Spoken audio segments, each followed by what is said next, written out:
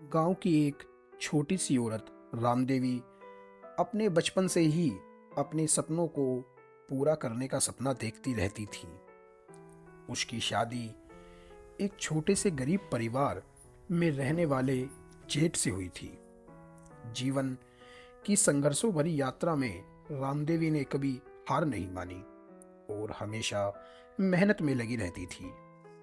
जब रामदेवी और जेठ वृद्धावस्था में पहुंचे तो उन्हें वित्तीय समस्याएं का सामना भी करना पड़ा। जेठ की सेहत खराब रहती थी और उसे अब काम करने में समस्या हो रही थी।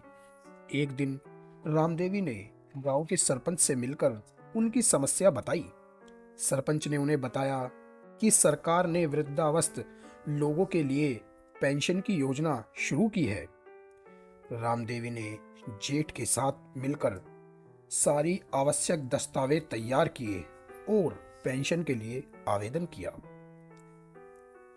कुछ हफ्तों बाद रामदेवी को सरकार द्वारा वृद्धावस्था पेंशन मिलने लगी। यह पैसा उनके जीवन को सुखद बनाने में कारगर था। जेठ की सेहत बनी रही और गांव वालों के साथ रामदेवी ने एक सामूहिक आश्रय की योजना शुरू की, जिसमें गरीबों को आराम की शरण मिल सके। रामदेवी की यह कड़ी मेहनत और उनका सामाजिक सोच गांव को सुधारने में सफल बनती जा रही थी। उनकी कहानी ने दिखाया कि एक व्यक्ति कैसे अपने सपनों को पूरा करने के लिए नहीं हारता बल्कि समाज के कुछ लाभ के लिए भी काम कर सकता है।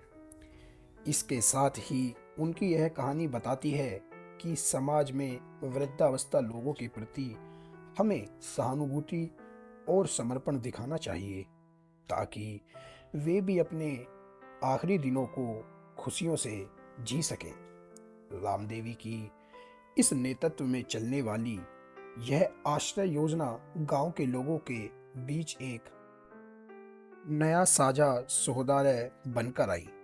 यहाँ वृद्ध लोग अपनी कहानियों को एक दूसरे से साझा करते और साथ में समय बिताने का आनंद लेते थे। रामदेवी ने गांव वालों को जागरूक किया कि वृद्धावस्था में रहने वाले लोग भी समाज का एक हिस्सा हैं और उन्हें सम्मान मिलना चाहिए। उन्होंने स्वयं भी आश्रय में समय व्यतीत किया और वृद्धों के साथ मिलकर उनकी देखभाल करी।